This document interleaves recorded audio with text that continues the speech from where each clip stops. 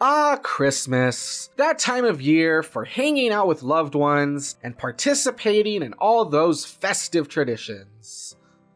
Or just sitting on the couch by yourself and watching TV. I'm not one to judge.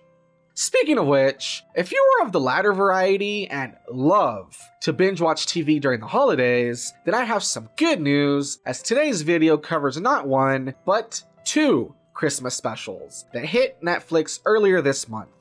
I am of course talking about Aggretsuko, We Wish You a Merry Christmas, and Yokio, Pink Christmas.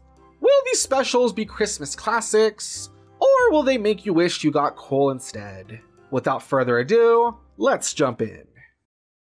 Starting things off with the Aggretsuko Christmas special, Aggretsuko, We Wish You a Merry Christmas picks up right where the first season left off and shows us the results of Haida confessing his feelings to Retsuko.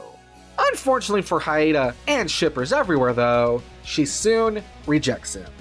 Which makes sense, since this is a show that tries to be realistic in its interactions, and let's face it, Retsuko suddenly having feelings for someone she had always seen as just a friend would be a little too perfect. If she's ever going to even return his feelings, it will obviously take time. Jumping ahead to 1 week before Christmas, we see what the characters have been up to, which includes Haida having a nightmare about Retsuko rejecting him, everyone around the office still having to deal with Tone being an insufferable dick, and Retsuko having become obsessed with using Instagram. Because with nothing else really going on for her, the validation she receives from anonymous people online seems to fill that void in her life. From here, the special basically follows two different stories. As in one story, we follow Retsuko trying her best to find something exciting and picture-worthy to do for Christmas Eve, and in the other, we see Haida trying to work up the courage to invite Retsuko to a party at his favorite punk rock bar. As should be obvious to anyone watching, this is one of those scenarios where both could have a really nice time if they only stopped worrying about trying to make the night perfect. And overall, it is this lesson that seems to be a takeaway of the special. That many times we try to make holidays so social media worthy and absolutely perfect in our minds that we lose sight of just having fun with friends and enjoying a nice time together, even if it isn't exactly glamorous. Now, while I wouldn't say the Aggretsuko Christmas special is revolutionary or anything, I found it to be a lot of fun to watch and a good way to bridge the gap between season 1 and 2.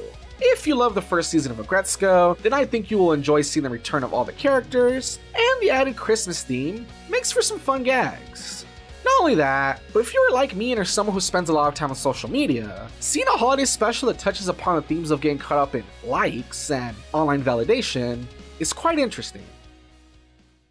Shifting over to the Yokio Christmas special, Yokio Pink Christmas also takes place sometime after the ending of season 1, and is framed as a story being told by Charles the Mecha Butler, voiced by Jude Law, to Kaz Khan, voiced by Jaden Smith, as he lays sick in bed.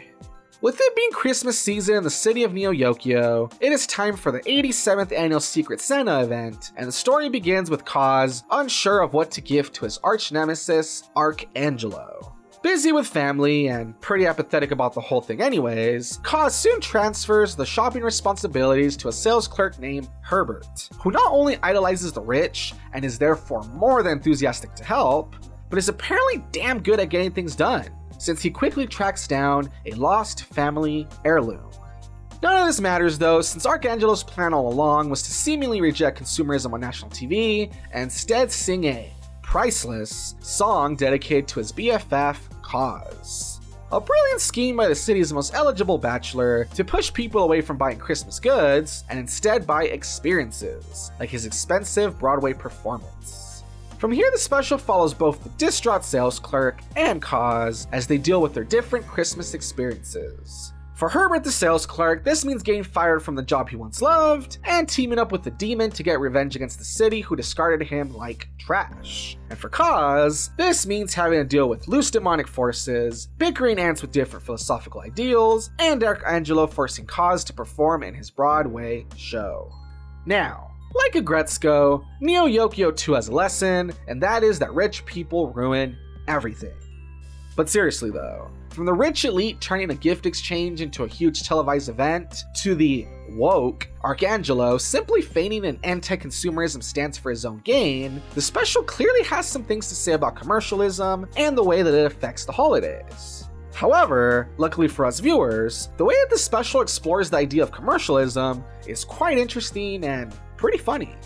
Featuring some pretty cool action scenes, strange surreal humor, and the return of the famous giant Toblerone, I think anyone who enjoyed the first season of the show will enjoy this, and even those who found themselves on the fence before will be impressed with the improvements.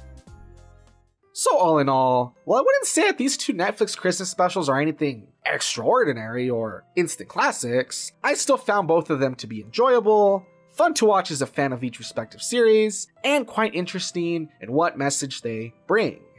With one focusing on not letting social media dictate how you celebrate, and the other poking fun at the over-commercialization of the holiday, I think that they both do a pretty good job of being relevant for the 21st century.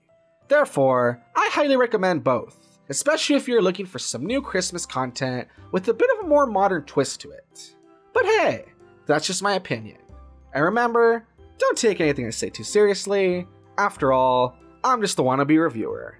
Thanks for watching.